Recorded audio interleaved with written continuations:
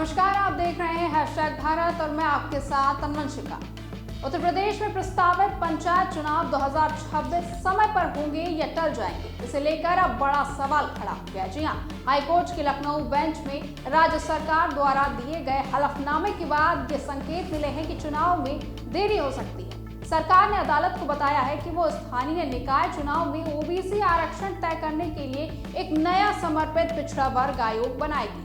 इसी आयोग की रिपोर्ट के आधार पर पंचायत सीटों का आरक्षण तय होगा और उसके बाद ही चुनाव की प्रक्रिया भी आगे बढ़ेगी। वहीं ये मामला तब अदालत पहुंचा जब याचिका में मौजूदा पिछड़ा वर्ग आयोग के अधिकारों को चुनौती दी गई। याचिकाकर्ताओं का कहना था कि वो वर्तमान आयोग को पंचायत चुनाव के लिए आरक्षण तय करने का कानूनी अधिकार उन्हें नहीं है। इस पर सुनवाई के दौरान अदालत के समक्ष सरकार ने कहा कि वो सुप्रीम कोर्ट के निर्देशों के अनुसार नया समर्पित आयोग गठित करेगी। सुप्रीम कोर्ट ने साफ कहा है कि स्थानीय निकाय चुनाव में ओबीसी आरक्षण लागू करने से पहले ट्रिपल टेस्ट जारी है।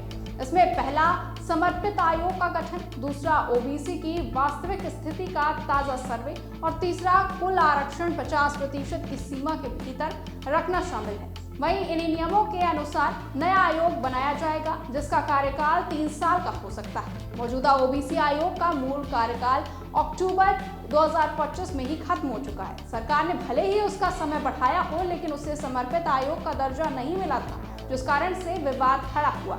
अब सरकार पहले अधिसूचना जारी कर नया आयोग बनाएगी, फिर उसके बाद आयोग पूरे प्रदेश में सर्वे कराएगा और ओबीसी वर्ग की सामाजिक और राजनीतिक स्थिति का अध्ययन करेगा। साथ ही सर्वे के आधार पर यह तय होगा कि पंचायत की किन सीटों पर और कितने प्रतिशत आरक्षण दिया जाए।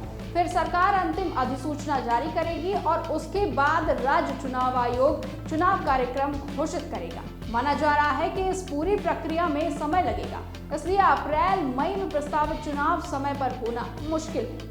ग्राम प्रधान, क्षेत्र पंचायत सदस्य और जिला पंचायत सदस्य का कार्यकाल मई के पहले सप्ताह में ही समाप्त हो रहा है, जबकि ब्लॉक प्रमुख और जिला पंचायत अध्यक्षों का कार्यकाल जुलाई के पहले सप्ताह में खत्म होगा। यदि तब तक चुनाव नहीं होते तो सरकार इन पदों पर प्रशासन नियुक्त कर सकती है, जो नए चुनाव तक जिम्मेदारी संभालेंगे। राजनीतिक गलियारों में ये भी चर्चा है कि सत्तारूढ़ दल विधानसभा चुनाव 2027 से पहले पंचायत चुनाव कराने को लेकर सावधानी बरत रही है।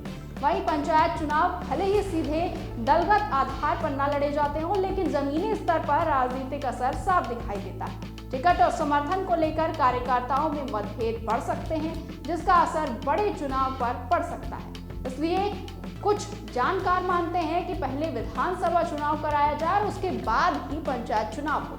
वही पंचायत चुनाव अब पूरी तरह नए ओबीसी आयोग की रिपोर्ट पर ही निर्भर है। कानूनी प्रक्रिया, सुप्रीम कोर्ट के नियम और राजनीतिक रणनीति, इन तीनों के बीच ही चुनाव की तारीख तय होगी। फिलहाल संकेत यही है कि पहले आरक्षण की कानूनी प्रक्रिया पूरी हो जाएगी और उसके बाद ही चुनाव की घोषणा संभव होगी। फिलहाल के लिए बस इतना ही। बने रहिए #भारत के साथ।